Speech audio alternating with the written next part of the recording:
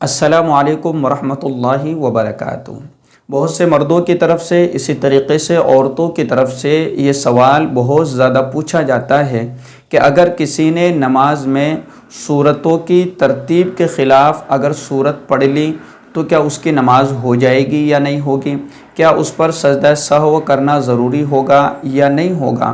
تو پہلے میں آپ کو مثال کے ذریعے سے سمجھا دوں کہ اگر کسی مرد کو یا کسی عورت کو 10 سورت یاد ہے، الم تر کیف فعل، اسی طریقے سے لإلاف قریش، یعنی یہ آخر کی جو 10 صورتیں ہیں، یہ 10 صورتیں کسی کو یاد ہے۔ اب اس نے کیا غلطی کی؟ بھئی پہلی رکعت اس نے شروع کی تو پہلی رکعت میں اس نے لإلاف قریش سورت پڑھی اور اس کے بعد دوسری والی رکعت میں اس نے الم تر سورت پڑھ دی، تو اس کا کیا مسئلہ ہے؟ کیا اس طریقے سے پڑھنے سے نماز ہو جاتی ہے یا نہیں ہوتی؟ اور اگر ہو جاتی ہے تو کیا سجدہ سہو کرنا ضروری ہوتا ہے یا ضروری نہیں ہوتا ہے؟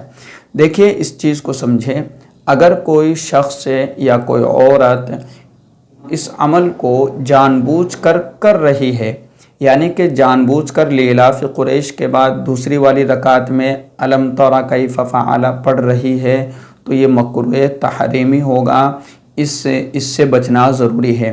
اور اگر کسی نے بھولے سے یاد نہیں رہا کہ میں نے پہلی رکعت میں کون سی سورت پڑھی ہے تو اس کی نماز درست ہو جائے گی۔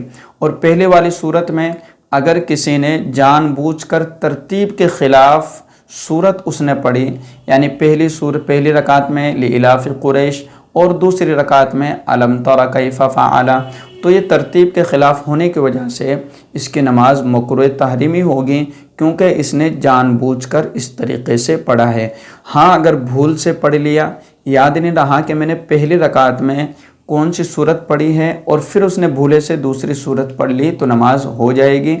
اور اگر اس نے جان بوجھ کر کے پڑھا ہے تو اس صورت میں نماز اس کی مکروہ تحریمی ہوگی، لیکن پھر بھی نماز ہو جائے گی، سجدہ سہو کرنے کی ضرورت نہیں ہے، کیونکہ ترتیب یہ تلاوت کے واجبات میں سے ہے، یہ نماز کے واجبات میں سے نہیں ہے۔ اگر نماز کے واجبات میں سے ہوتی تو سجدہ سہو واجب ہوتا۔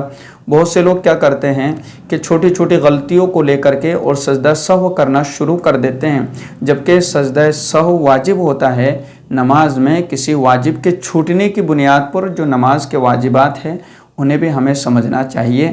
انشاءاللہ اس پر بھی ہم کبھی تفصیل سے ویڈیو بنا ڈالیں گے کہ بھئی نماز کے واجبات کیا ہے، کہ کن چیزوں کے چھوٹنے کی وجہ سے ہماری نماز میں ہمیں سجدہ سہو کرنا پڑتا ہے اور کن غلطیوں کی بنیاد پر ہمیں سجدہ سہو نہیں کرنا پڑتا ہے۔ تو ان تمام چیزوں کو ہمیں آہستہ آہستہ سیکھنا بھی ہے اور سمجھنا بھی انشاءاللہ۔ السلام علیکم ورحمۃ اللہ وبرکاتہ۔